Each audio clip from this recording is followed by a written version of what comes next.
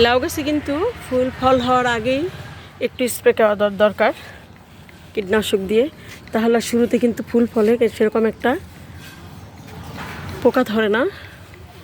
তো আমি সবগুলো গাছ আজকে স্প্রে করে দিব।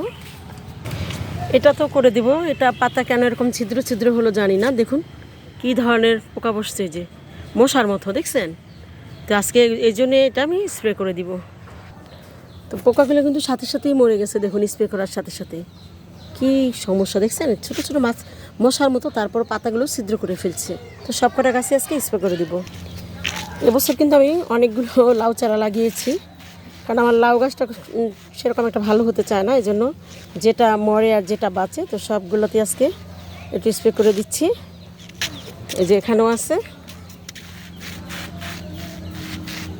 তারপরে ওখানেও আছে,